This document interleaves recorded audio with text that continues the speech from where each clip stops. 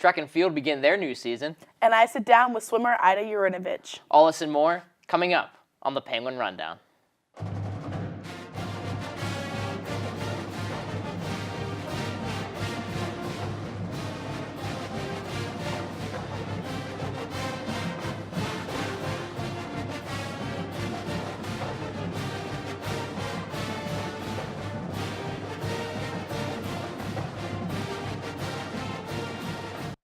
Welcome everybody. This is the Penguin Rundown. We're your hosts this week. That is Chris Kalel and Christina Sanovich. Christina, it's the holiday episode. I'm excited for the holiday season and the new year, and I really hope I get everything I asked for. Well, it's a very thrilling time. But speaking of exciting things in the new year, I think the soccer program broke some news this week. The women's soccer team, their new head coach this past Tuesday, and it will be Western Pennsylvania native Brian Schrum.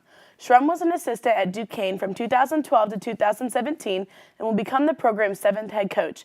In his time at Duquesne, he helped the program reach its first NCAA tournament appearance and eclipsing an Atlantic 10 Conference championship. Schrum had this to say shortly after being hired.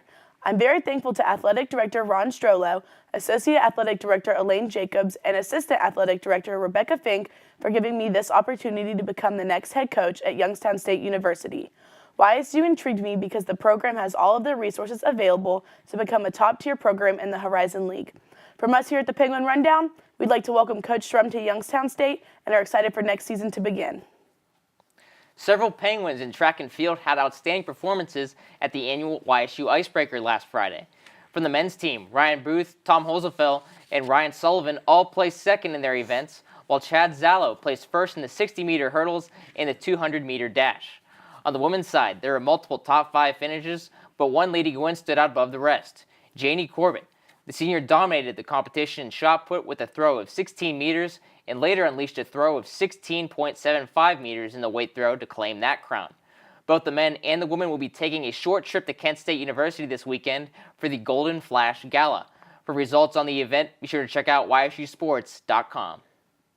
It's no secret that freshman Ida Urinovich has made quite a splash early on this season, breaking the 400 IM record not once, but twice. I had the chance to sit down with Ida earlier this week to talk about her immediate success. With swim season well underway, Ida Urinovich has proven herself as a standout in the Horizon League.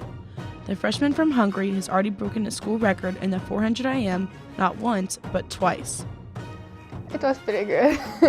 I liked it. I mean, I didn't even know that I was breaking the school record, that I was close to it. And I don't know, 400 IM wasn't my favorite event, never. So it was good. That wasn't my first thought. After I finished the 400 IM, I was dying, actually. But it's always a big deal, I think. It's always so good. Ida's goal for this season is to not only improve personally, but to help her teammates as well. Actually, yes. I mean, I get really upset if I don't do my best. And it's hard because sometimes I can't do my best, but I think I'm doing good. Now that I see that my 400 IM I think it's good, I would like to score good points at the Horizon League. I just want my team to be better. While she has had great success swimming the 400-yard individual medley, Urinovich would like to branch out and try new events. I usually don't swim distance freestyle, but I would like to try it. The freshman has found that college swimming is not so different from high school. It's not really different for me because we have only club teams at home. And I had morning practice, school, and then afternoon practice. And here is the same. It's just sometimes that I have evening class. That's the worst thing ever. Despite success in the pool, there are some challenges that Ida faces outside of the pool. To take care of everything by myself, I think. Not to go home and talk to my parents. It's hard to be away from them. I have a 3-year-old brother and it's pretty hard to leave him behind. All in all, Ida is thriving in and out of the pool. I think the people that I get to know. I think it's so many people. I get so many friends. I love it. I'd like to thank Ida again for taking the time to sit down with us, and we look forward to the team's return when they travel to take on St. Francis on January 12th. The men's basketball team traveled to Chicago last weekend for their first game of their next 6 road games to take on DePaul for members of the Big East Conference. Sophomore Braun Hartfield again led the way for the Gwins in scoring, registering a game-high 23 points on the afternoon while knocking down 5 3-pointers. However, it would not be enough as DePaul would come out on top by a final score of 89-73. One of the top stories in this game was DePaul having the hot hand as a team, shooting 57% from the field and scoring 27 points off of turnovers. For YSU, Cameron Morris put up 11 points, and senior guard Jalen Benton came off the bench with a productive afternoon, scoring 10 points and acquiring 5 assists, 3 blocks, and 3 rebounds. This was also the team's first game without senior guard Francisco Santiago after being forced to leave a game last week against Robert Morris. On Monday, head coach Jared Calhoun gave an update on his health. Back in the summer is when he tore his ACL. We spoke to various doctors, and, Cisco has a great foundation at home back in Cleveland with his dad and his mom, and his stepmother's a nurse.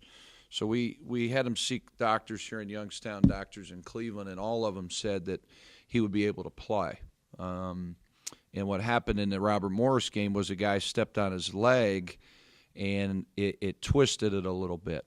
So we're still kind of waiting on the results to see if we'll shut him down moving forward or not, or if he tries to make one last comeback. But, what he's done has really been pretty remarkable. I think it shows his level of toughness, but I also think it shows how important Youngstown State is to him in his college career. He really wanted to go out with those seniors. He really wanted to try to go out a winner. So it's difficult to see him do what he's doing.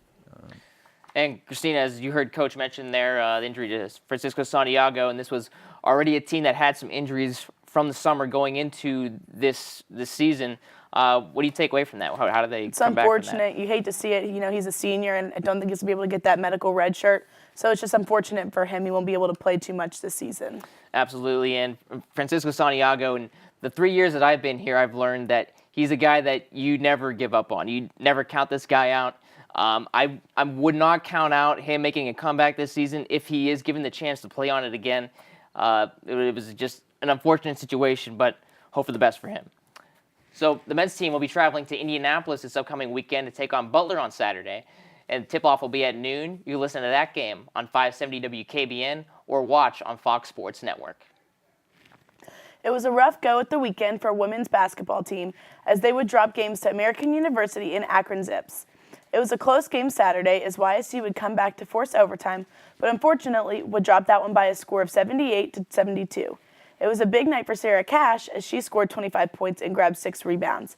Then on Tuesday, they would travel to Akron to take on the Zips. Senior guard India Benjamin dropped a career-high 25 points while shooting 63% from the field. However, the Zips pulled away late and will go on to win by a final score of 75-58. The women will wrap up their 4-game road trip this Saturday as they travel to take on St. Francis. You can listen to that game online on Sports Animal 1390 and watch on NEC Front Row. The baseball team will be holding a developmental hitting camp in the Watson and Trestle training site on Sunday, January 21st from 9 a.m. to noon. The camp will cost $125 per player, is open to grades 5 through 12, as well as junior college players. Space is limited to the first 36 registrants. Also, the baseball team is introducing 5 new student athletes to the team as they sign their national letters of intent and will continue their academic and athletic careers beginning the fall of 2018. All 5 of the signees are from both Ohio and Pennsylvania. We are very, very excited to see what the Gwins can accomplish this year, and they open their season at Belmont on February 16th. Well, Christina, it was a week full of plays, and Penguin Play of the Week. Let's see what we got. And it's going to be the Devin Haygood dunk from last week, throwing it down on Robert Morris. Fantastic pass from Cam Morse. Good vision there for the Devin Haygood dunk. And the one-touch passing all around from Covington, Morse to Haygood, and letting it go. It doesn't get any better than that. And Haygood finished with double-digit scoring on the day, too. So it'll be exciting to see if the men can come back from their injuries and see if as they prepare for this long road trip, as well as Horizon League play coming up in January. Well, that just about does it for all of us here on the Penguin Rundown. For news, highlights, and more, be sure to check out YSUsports.com. And also, be sure to follow us on social media on Facebook, Twitter, Instagram, and Snapchat at Penguin Rundown 1. From all of us here on the Penguin Rundown, we'd like to wish every one of you happy holidays, and we'll see you guys in the spring semester.